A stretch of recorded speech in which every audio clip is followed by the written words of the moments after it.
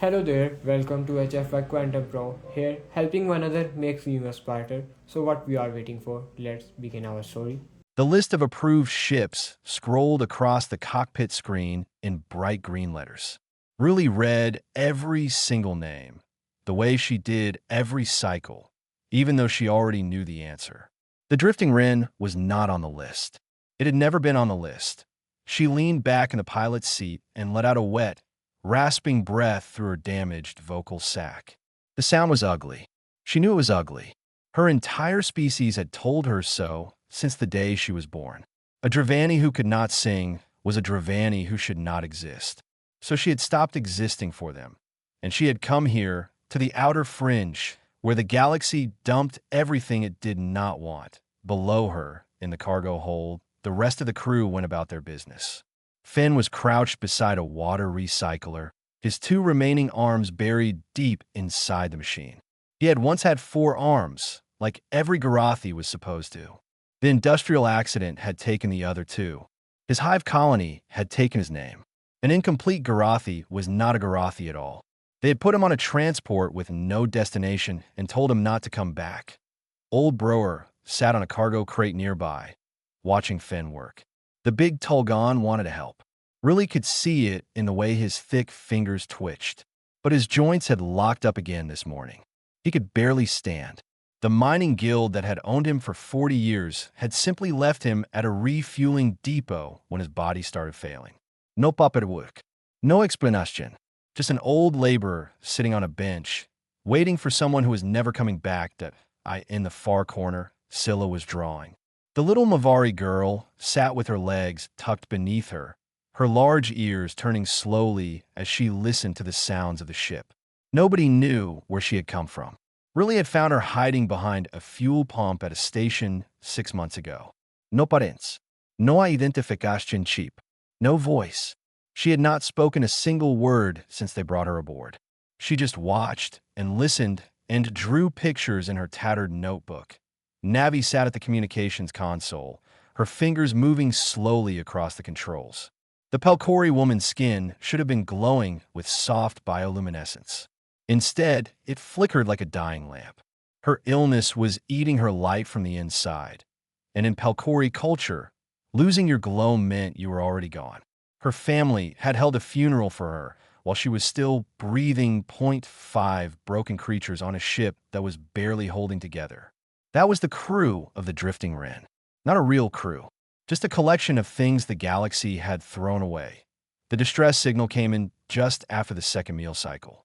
It was weak and choppy, broadcasting from an old station on a dead trade lane about 4 hours out. Riley's first instinct was to ignore it. Dead trade lanes meant trouble. Raiders, scavengers, or worse. But Finn looked up from the recycler and said they were running low on parts. Broer said they needed water filters. Even Navi turned from her console with a dim flicker of hope on her skin. If the station had anything worth taking, they needed it. Really set the course. The station was a wreck. Half of it had been torn apart, probably by salvagers who had come and gone years ago. The docking clamps barely held. The air inside was thin and cold and tasted like rust. They moved through the corridors with handheld lights, checking every room for anything useful. They found nothing. Empty storage bays, stripped wiring, broken furniture. The station had been picked clean long ago. Then Finn called out from the lower deck. Really came down the ladder and found him standing in front of a cryopod. It was old military grade, wedged into a corner of what used to be a medical bay. The emergency power indicator was blinking red, which meant it was almost dead. But the status screen showed one reading that made Ruli stop breathing. Occupant. Alive? She wiped the frost from the pod's viewing window and looked inside. The creature was smaller than Broer, but bigger than Finn. It had soft skin with no scales, no bioluminescence, no exoskeleton. Just pale, bare flesh and a mess of dark hair on its head. Its mouth was slightly open. Its chest moved up and down in slow rhythm. Ruli had never seen one in person, but she had heard the stories. Every species in the galaxy had stories about them. They came from a world so dangerous that most species could not survive on its surface for more than a few hours. A world of crushing gravity, extreme temperatures, active volcanoes, and predators that hunted in packs. A Class 12 death world called Earth. The creature in the pod was a human. Finn took a step back. Old Broer gripped the doorframe. Navi's glow dimmed even further. Even Scylla, who had followed them silently, went very still. Ruli stared at the frozen human and felt something she had not felt in a long time. She was not sure if it was fear or curiosity or it was something else entirely. The stories about humans never agreed. Some said they were the most violent species in the galaxy. Some said they were insane. Some said they kept other predators as companions and formed bonds with anything that moved. The cryopod beeped. The power was failing. In a few minutes, the pod would shut down completely, and the human inside would die. Ruli looked at her crew. Her crew of broken, unwanted, discarded things. She hit the release button. The first thing the human did when the cryopod hissed open was fall forward onto his hands and knees and throw up on the floor. Then he coughed for a solid minute. Then he looked up at 5 alien faces staring down at him and said, in broken but understandable galactic common, "Is everyone okay?" Ruli did not know what she had expected. A war cry, maybe a weapon drawn, some display of death world aggression. Not a pale, shivering creature on his knees, asking about their well-being. His name was Danny Harlow. He told them this while sitting on the medical bay floor, wrapped in a blanket that Scylla had brought him without being asked. He was a cargo hauler, independent. His ship had been hit by raiders somewhere in the mid-fringe, and he had barely made it to the station before sealing himself in the emergency cryopod. He did not know how long he had been frozen. From the look of the station, it had been a while. Finn stood by the door with his 2 arms crossed, watching the human like he might explode at any moment. Old Broer stood behind Finn, his massive frame filling the corridor. Navi hovered near the comms panel, her dim glow flickering with every noise Danny made. Only Scylla seemed unbothered. She sat on the floor a few feet away from Danny, her notebook open on her lap, drawing him. Danny noticed. He did not stare at her or try to talk to her. He just glanced at the notebook, gave a small nod, and looked away. Then, very slowly, he picked up a piece of scrap metal from the floor and used a bolt to scratch a rough drawing on its surface. A circle with 2 dots for eyes and a curved line for a smile. He slid it across the floor toward her. Scylla looked at it. Her large ears turned forward. She slid her notebook toward him, showing a drawing of the cryopod with a figure inside. Danny smiled. It was a tired, crooked smile, but it was real. He slid the metal piece back with another drawing. A stick figure waving. Ruli watched this happen and felt something shift in her chest that she did not have a name for. Over the next 2 days, Danny made himself useful in ways that nobody asked for. He found Finn struggling with a conduit repair in the engine room, a job that really needed 3 hands. Danny did not say a word. He just walked over, held the conduit steady with both hands, and waited. Finn stared at him. Then Finn went back to work. They finished the repair in half the time. When old Broer could not lift a cargo crate that had shifted during their departure from the station, Danny rigged a simple pulley system using cables and a ceiling beam. Broer watched him do it with wide eyes. On the Tulgon homeworld, when your strength failed, you were simply left behind. Nobody built you a tool to make up for it. Danny found a med kit on his second day. It was nearly empty. A few bandages, some antiseptic that had probably expired years ago, and a scanner that worked about half the time. He spent an entire evening organizing it, sorting what was usable from what was not, and writing labels in Galactic Common so anyone could find what they needed. Nobody told him to do this. Nobody asked that on the 3rd day, Danny sat with Navi at the comms console. She was quiet, as she usually was, her glow barely visible against the console lights. Danny asked her what the readings meant on her screen. She explained the comm frequencies, the signal ranges, the dead zones in the fringe where no signal could reach. Then he asked about her glow. Navi went very still. She told him what it meant. The fading, the illness that was eating her light. How her family had already mourned her. How in Palkori culture, a person without light was a person who had already died. Danny was quiet for a moment. Then he said, "Back on Earth, when somebody's light goes out, we just hand them a flashlight." Navi stared at him. Her glow flickered. Then it pulsed, just once, brighter than it had been in months.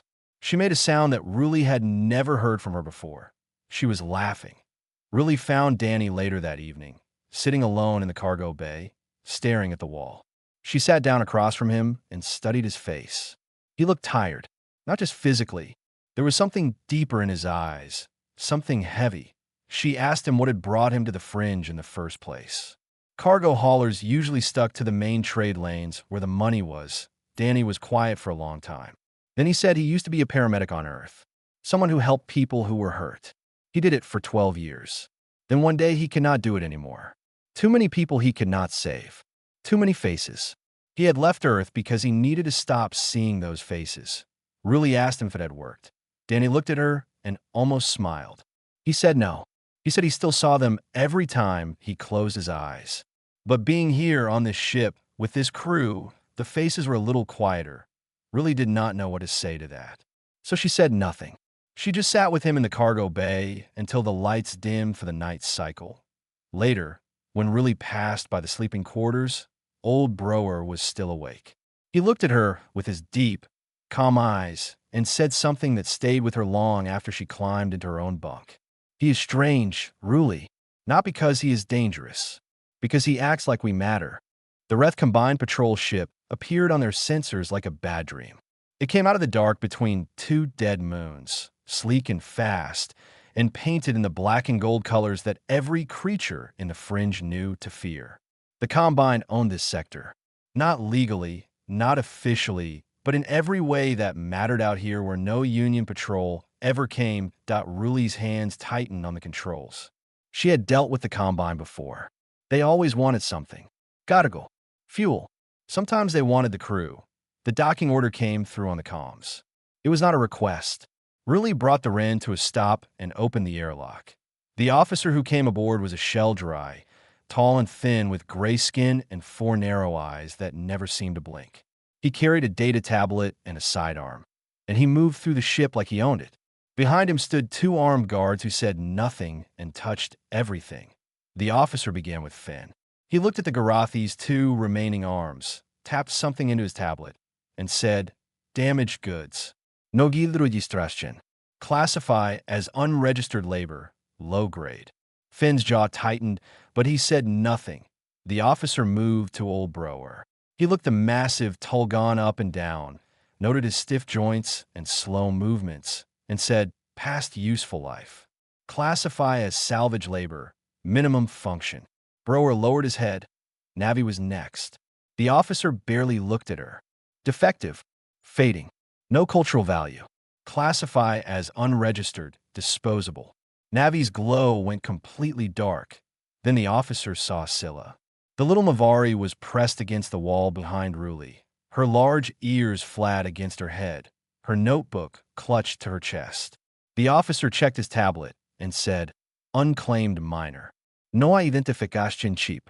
Transferable to Combined Youth Labor Program." Something cold and sharp went through Ruli's body. She opened her mouth to speak, but her broken voice cracked and no words came out. The officer looked at her with mild disgust. Another defective. Another piece of garbage floating in the fringe. That was when Danny stepped out of the engine room. He was wiping grease from his hands with a rag, and he walked with the kind of slow, easy confidence that made the 2 guards shift their weight. The officer looked at him and froze. Ruli saw the recognition in those 4 narrow eyes. The officer knew what Danny was. Every species knew what humans were. Danny did not raise his voice. He did not make a fist. He reached into his back pocket and pulled out a folded piece of printout paper, which he handed to the officer.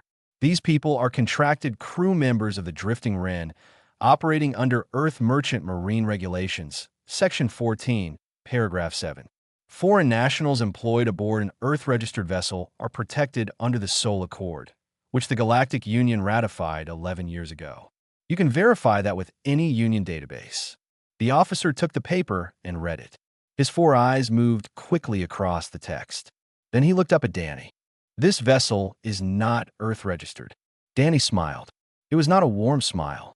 "Check again." The officer checked his tablet. He entered the Wren's registration code. Something changed on the screen. Really did not know what Danny had done to the ship's database, but whatever it was enough to make the officer's gray skin go a shade paler. I registered this ship under Earth Merchant Marine Code last night, Danny said calmly. Every crew member aboard is listed as a contracted employee, including the miner, who is registered as a dependent under my personal guardianship. If you want to challenge that, you are welcome to file a formal complaint with Earth's legal system. I should warn you, the process takes about 3 standard years, and Earth lawyers charge by the hour. The officer stared at Danny for a long time. The guards behind him looked at each other. Everyone in the fringe had heard what happened to the last outfit that had tried to detain a human crew. The legal nightmare had bankrupted them before the case even went to trial. The officer folded the paper, handed it back, and left without another word. When the airlock sealed behind them and the combined ship pulled away, the cargo bay was completely silent. Finn was staring at Danny with his mouth slightly open. Old Brower had tears running down his broad face. Navi's glow had returned, faint but steady. Scylla had not moved from behind Really found her voice. It came out in its usual broken rasp, but for once she did not care how it sounded. Why did you do that? Danny folded the rag and put it in his pocket. Because they were wrong. You do not even know us. Danny looked at her. Then he looked at Finn, at Brower, at Navi, at Scylla still hiding behind Ruli's legs. He shrugged, and the gesture was so simple and so human that it almost made Ruli laugh. I know enough, he said. He turned and walked back toward the engine room, like nothing had happened. Like he had not just stood between 5 broken aliens and the most dangerous organization in the fringe, and one with nothing but a piece of paper and a bluff. Ruli felt something touch her hand. She looked down. Scylla had reached out and taken Danny's hand as he passed. Her small, furry fingers wrapped around 2 of his. She still did not speak, but she did not let go. Ruli found old Brower in the cargo bay before anyone else was awake. He was sitting on the floor with his back against the wall, his huge legs stretched out in front of him, completely still. His joints had locked again. This time it looked bad. His eyes were open but dull, and when Ruli called his name, he just slowly shook his head. It is done, Brower said quietly. My body is finished. Ruli did not know what to say. On the Tulgon homeworld, when a laborer's body failed, the herd moved on. There was no medicine for it. Noripe. You sat down, and you stayed down, and eventually the world forgot you were ever standing. Danny appeared in the doorway 10 minutes later, still half asleep, his hair sticking up on one side. He looked at Brower on the floor and did not ask what happened. He just knelt beside him and started feeling the joints in his legs with careful hands. How long has this been getting worse? Danny asked. Brower said years. Danny nodded like that was a problem he could solve before breakfast. He disappeared into the engine room and came back with a container of lubricant compound, a heating element from a broken food processor, and his old med kit. Ruli watched him work for the next 2 hours. He heated the lubricant until it was thin enough to absorb. Then he worked it into Brower's knee joints with slow, steady pressure, using his thumbs to push it deep into the places where the cartilage had dried out and hardened. It was not medicine. It was improvisation. It was a human looking at a problem and refusing to accept that it could not be fixed. Brower made a sound when his left knee moved for the first time. It was a low, shaking rumble that came from deep in his chest. Ruli thought it was pain. Then she saw his face and realized he was crying. Danny helped him stand. Brower rose to his full height, towering over the human by nearly a full meter, and took 1 step. Then another. He looked down at Danny with an expression that Ruli would remember for the rest of her life. On my world, Brower said, when the body breaks, you are left behind. Danny wiped the lubricant from his hands. On my world, we fix what is broken. It is basically a hobby. After that morning, something changed on her end. Danny did not announce it. He did not make speeches or hold meetings. He just started fixing things one small piece at a time. He set up a better water filtration system using parts from the old station they had scavenged. He rewired the lighting in the sleeping quarters so it was not so harsh. He created a simple exercise routine for Brower. 3 movements to do every morning to keep his joints from locking again. He spent an afternoon with Finn in the engine room, showing him a technique humans use called leverage positioning.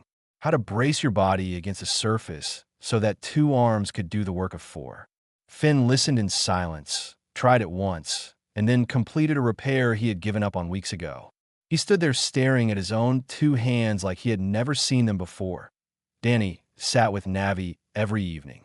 He asked her about her work, about the calm frequencies, about the signals she was tracking. He asked her about the Pelcori, about what the glow meant, about how it felt to lose it. Navi told him everything. She told him about the funeral her family had held, how they had sung the fading song while she stood in the next room, listening, how she had walked out of her home that night and never gone back. Danny listened to all of it without interrupting. When she was done, he said, "You are not fading, Navi. You are just in a dark room. That is not the same thing." Navi's glow pulsed. It was still dim, still fragile, but it held steady for the rest of the night. Danny did not try to make Scylla talk. He never pushed her. He never asked her why she was silent. He just sat near her whenever he had free time, drawing things on scraps of metal and sliding them across the floor. She always slid something back. Their conversations were made entirely of pictures. A ship, a star, a creature with big ears, a creature with no ears and messy hair, smiling. Really watched all of this from her pilot's seat, from the corridors, from the doorways of rooms where Danny did not know she was standing. She watched a human, one single human, move through her broken ship and treat every broken thing on it like it deserved to be whole again, that he was not a soldier. He was not a leader. He was not some great warrior from a death world. He was a tired man with a medkit and a stubborn refusal to look away from suffering. And somehow, that was enough. One evening, Riley sat alone in the cockpit and thought about what she had seen over the past weeks. She thought about Broder standing up, about Finn's hands doing impossible work, about Navi laughing, about Scylla reaching for Danny's hand and not letting go. Maybe the galaxy had not rejected them after all, she thought. Maybe the galaxy had just not sent the right person to find them yet. Below her, the ship hummed. Finn was singing a Garathi work song in the engine room, something he had not done since he lost his arms.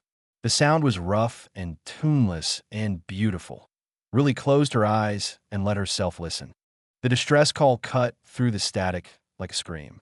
Navi caught it first, her fingers freezing over the comms console as the signal repeated on a loop. A colony outpost called Haven's Rest, 40 minutes away on the edge of a dust belt. The message was simple and desperate. The Reth Combine was there. They were taking people. Riley listened to the recording 3 times. She could hear crying in the background, children's voices. The signal was already growing weaker, which meant the Combine was probably jamming the outpost communications. She looked at Danny. He was already standing. "We have to go," he said. Riley shook her head. "We are not fighters, Danny. We have no weapons. This ship is held together with scrap metal and hope. The Combine has armed cruisers. I'm not asking you to fight." Danny moved to the cockpit and pulled up the schematics of the Wren on the navigation display. He pointed to the forward cargo section, the widest part of the ship. Then he pulled up the standard layout of a colony outpost emergency docking system. The plan was insane.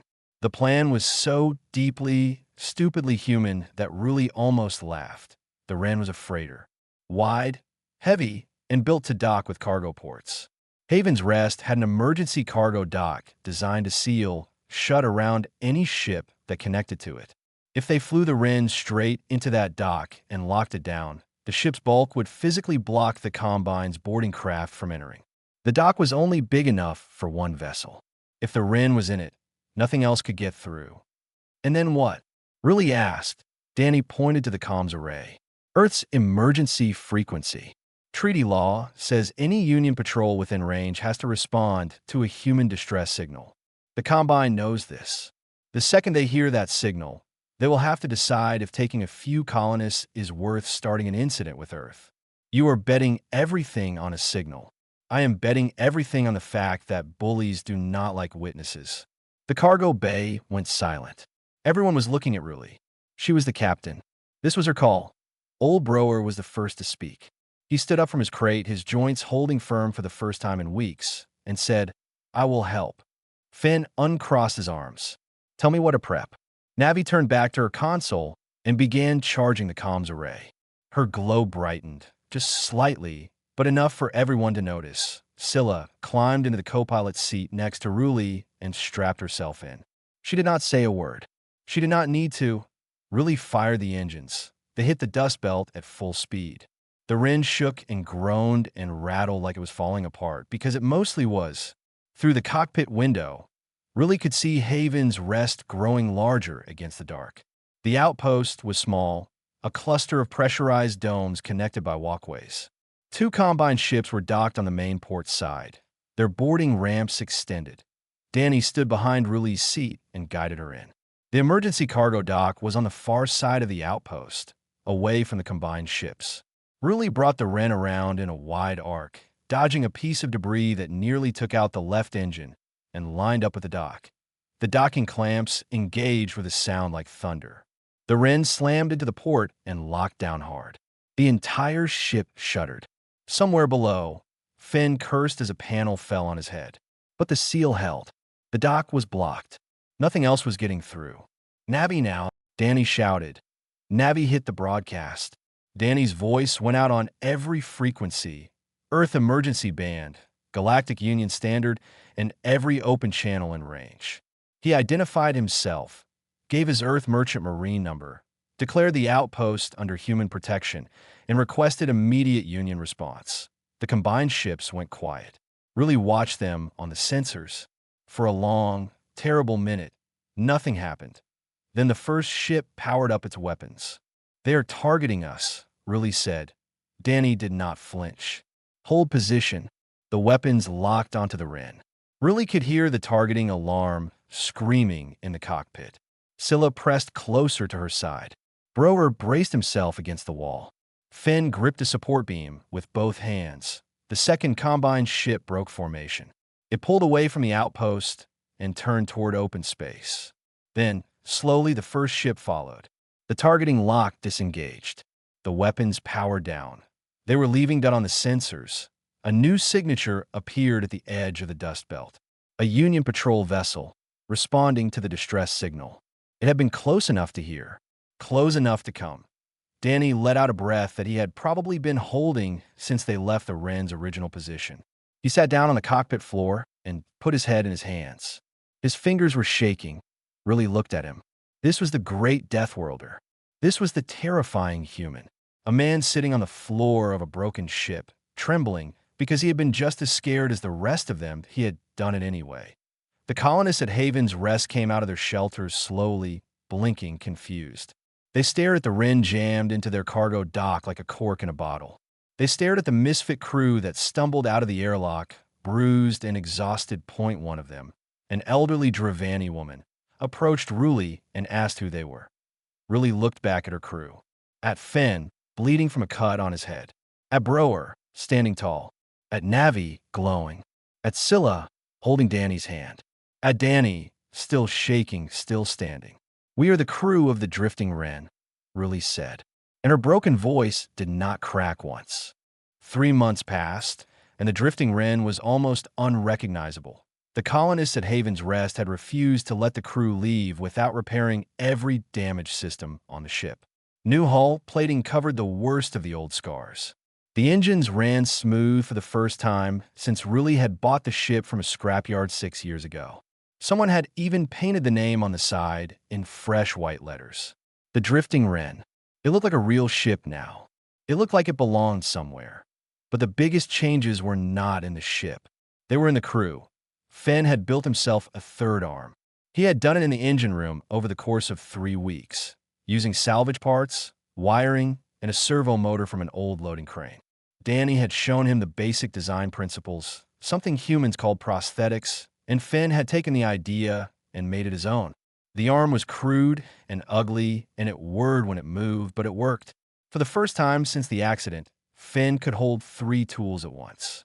He walked through the ship differently now. Taller, steadier, like a Garathi with nothing missing. Old Broer did his exercises every morning on the cargo deck.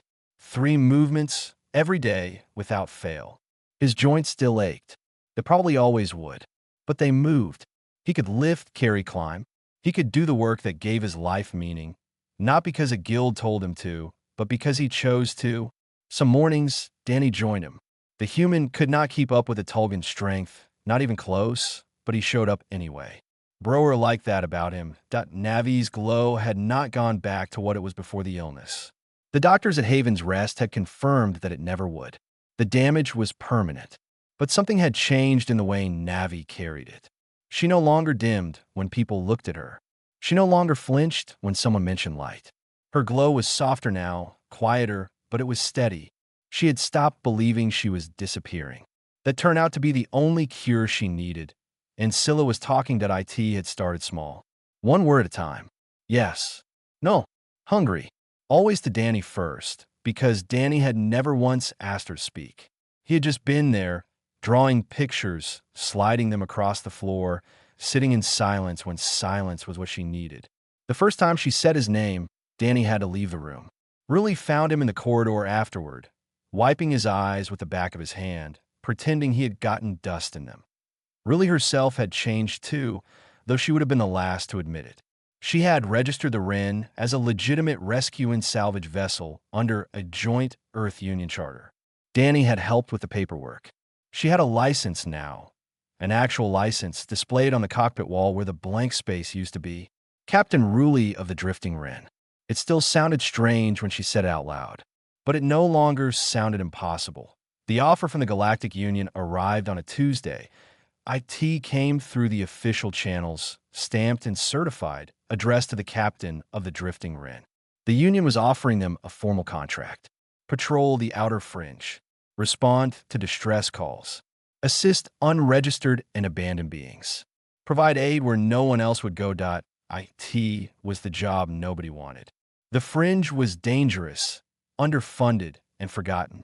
The pay was barely enough to keep the ship fueled. No glory. No recognition.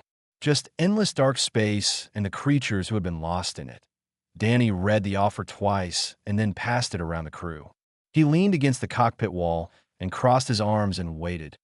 Ruli read it. Finn read it. Broer read it slowly, moving his lips. Navi read it, and her glow flickered with something that looked like excitement.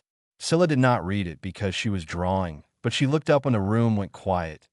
Danny said, "It is up to you. All of you. This is not my crew. I'm just a passenger who stayed too long." Finn told him to shut up. Broer told him to shut up. Navi told him to shut up, and her glow brightened when she said it. Even Ruli told him to shut up, and her broken voice made it sound almost musical. Danny looked at Scylla. Scylla looked back at him with her big dark eyes. Then she said, clearly and firmly, the longest sentence she had ever spoken aboard the Wren. "You are crew." Danny opened his mouth, closed it, opened it again. Nothing came out. For once in his life, the human had no answer. Ruli signed the contract. She uploaded it to the Union database, received the confirmation code, and entered it into the Wren's navigation system. Their first patrol route appeared on the screen. 12 stops across the outer fringe. 12 places where someone might be waiting. 12 chances to find another broken thing and make it whole. She powered up the engines. The Wren lifted away from Haven's Rest and turned toward the dark. Behind her, Finn was tuning the engines with 3 arms. Broer was securing cargo with steady hands. Navi was scanning frequencies, her soft glow reflected in the console glass. Danny was sitting in the co-pilot's seat that had somehow become his, going over supply lists, and Scylla was in her usual spot, her notebook open on her lap, drawing. Ruli glanced over at the page. Scylla had drawn the crew of the Drifting Wren, all 6 of them, standing together in front of their ship. They were all different shapes, different sizes, different species. None of them matched. All of them fit. Above the drawing, in careful, uneven letters, Scylla had written her first full sentence. "This is my family." Ruli looked at the stars ahead. She did not bother wiping her eyes. There was no one here to judge her for it. Only family. She pushed the throttle forward, and the Wren flew on.